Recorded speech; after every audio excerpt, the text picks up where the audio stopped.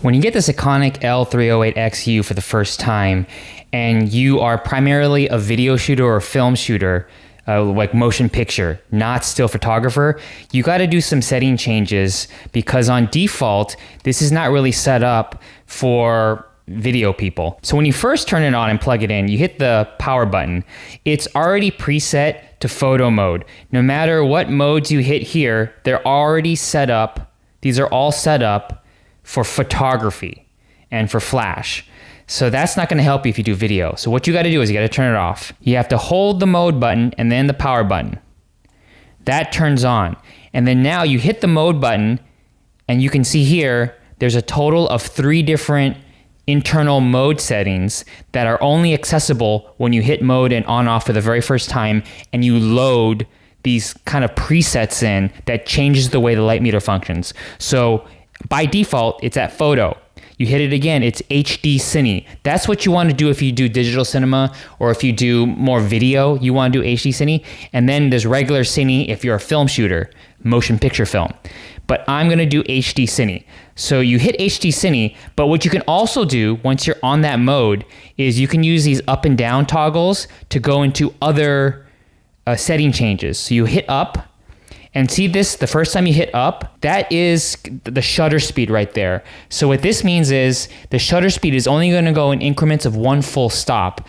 And when you do it that way, you're not going to get a 1/48th or 1/50th shutter speed when you're shooting video. It only like defaults to 60, 1/60th, because that's what stop increments are. So what you got to do is you hit the mode, and then you can toggle into 3 different shutter speed.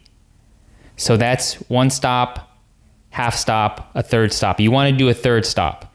Then you hit it again, and then now that's foot candles. If you have these old school light meters, these are all measured in foot candles.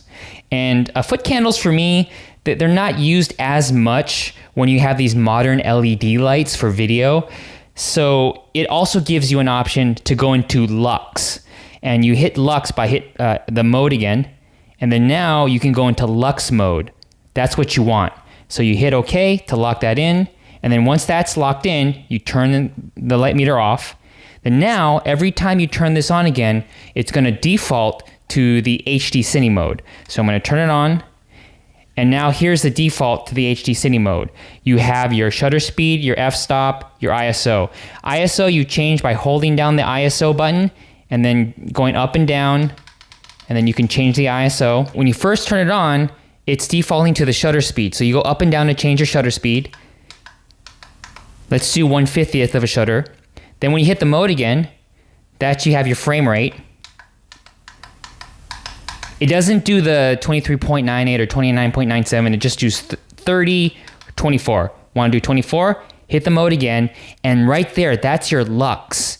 So if you leave it in this mode, it's only going to give you a lux reading. So I'll give you a demo of that. So let's say I'm taking an ambient reading of just right here.